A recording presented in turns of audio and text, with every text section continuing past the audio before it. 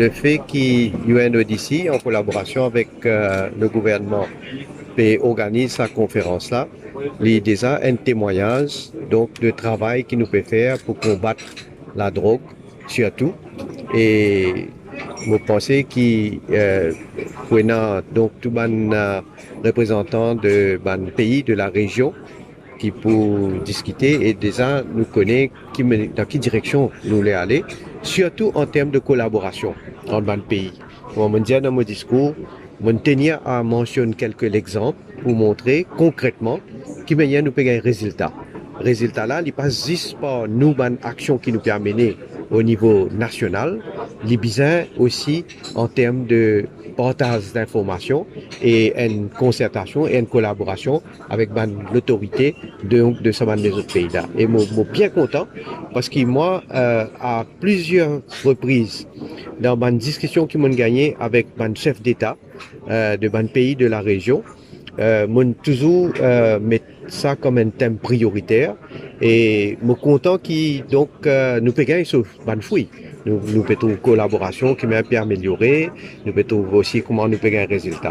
Et puis, donc la drogue et HIV AIDS aussi. Et donc, c'est un plan d'ensemble. Maintenant, je te connais qui, justement, pour montrer qui manière ça une priorité. Moi-même, je préside le conseil. Il fait ce plan-là. Moi, qui tout bon partenaire capable de get maintenant. Moi, qui aussi le conseil, le council capable de get et si il y a certaines bonnes améliorations ou bien certaines les autres idées encore, nous capables de là pas faire aller encore plus. À la suite de ça, là, bien sûr, dans de l'avant du climat. C'est un trafic là, vous connaissez. Vous êtes un gros moyen, vous pouvez toujours essayer à contre la loi, vous pouvez toujours essayer passer à travers le filet. Et c'est la raison pour laquelle encore plus de collaboration au niveau national, international, régional et international. Et donc, je suis bien content. Et donc, la conférence pour la région, mon pénal doute, moi, il faut déboucher nos actions concrètes et il faut consolider encore ça travail qu'il nous fait en partenariat au niveau régional et international. Donc, National Drug Control Master Plan. Pourquoi on est tellement intéressé à ça?